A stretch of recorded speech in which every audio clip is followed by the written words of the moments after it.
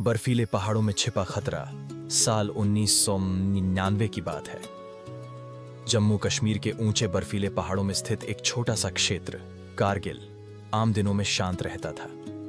यहाँ की चोटियां इतनी ऊंची थीं कि सांस लेना भी मुश्किल हो जाता था। तापमान कभी कभी 30 डिग्री सी तक गिर जाता था। लेकिन मई 1999 में कुछ ऐसा हुआ जिसने पूरे भारत को झकझोर दिया।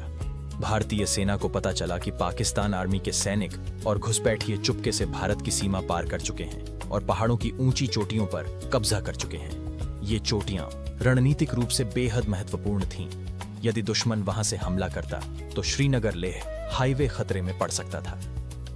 खतरे की पहली खबर। एक दिन स्थानीय चरवाहे ताशी नामक ग्याल ने पहाड़ों में कुछ अजीब हलचल देखी। उसे लगा कि ये भारतीय सैनिक नहीं है। उसने तुरंत जाकर इंडियन आर्मी को खबर दी। जब सेना ने जांच की तो सच्चाई सामने आई। दुश्मन सैनिक पहाड़ों की ऊंचाई पर बैठ चुके थे। यह सिर्फ घुसपैठ नहीं थी, यह एक युद्ध की शुरुआत थी। ऑपरेशन विजय की घोषणा। भारत सरकार ने तुरंत एक बड़ा सैन्य अभियान शुरू किया। इस अभियान का नाम था ऑपरेशन विजय। लक्ष्य था दुश्मनों को हर कीमत पर बाहर निकालना, हर पहाड़ी चोटी वापस लेना, भारत की सीमा की रक्षा करना। लेकिन यह युद्ध आसान नहीं था। दुश्मन ऊपर था और भारतीय सैनिकों को नीचे से चढ़कर हमला करना था, यानी हर कदम मौत से मुकाबला था। भारतीय सैनिकों का साहस। भारतीय सैनिकों को रात के अंधेरे में पहाड़ों पर चढ़ना पड़ता था। कई जगहों पर चढ़ाई 80-90 डिग्री तक सीधी थी। पीठ पर 25-30 किलो का सामान, हाथ में हथियार और सामने दुश्मन की गोलियां। फिर भी भारतीय जवान पीछे नहीं हटे, क्योंकि उनके दिल में सिर्फ एक बात थी, भारत माता की रक्षा। टोलोलिंग की लड़ाई। सबसे पहली बड़ी लड़ाई हुई टोलोलिंग की पहाड़ी पर। यह छोटी दुश्मनों के कब्जे में थी। भारतीय सैनिकों ने कई बार कोशिश की, लेकिन दुश्मन ऊंचाई पर होने के कारण उन्हें भारी नुकसान हुआ। फिर भी सैनिकों ने हार नहीं मानी। कई दिनों की भय। एक वीर सैनिक, कैप्टन विक्रम बत्रा। इस युद्ध में कई वीरों ने इतिहास लिखा। उनमें से एक नाम हमेशा याद रखा जाएगा, कैप्टन विक्रम बात्रा। विक्रम बत्रा का कोड नाम था शेरशाह।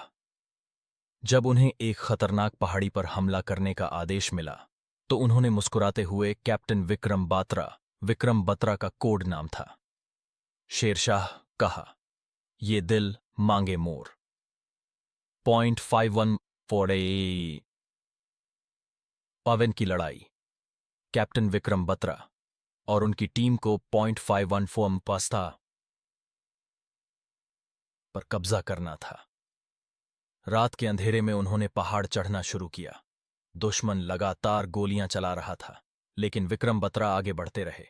करीबी लड़ाई में उन्होंने दुश्मनों को पीछे धकेल दिया और कुछ ही घंटों में भारतीय सेना ने 0.514 जीत लिया। रेडियो पर विक्रम बत्रा की आवाज आई, ये दिल मांगे मोर।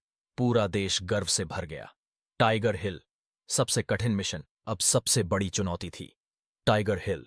यह पहाड़ी लगभग 16,700 फीट ऊंची थी। दुश्मन यहां से पूरे इलाके पर नजर रख सकता था। भारतीय सेना ने इसे वापस लेने का फैसला किया। मौत से लड़ते जवान।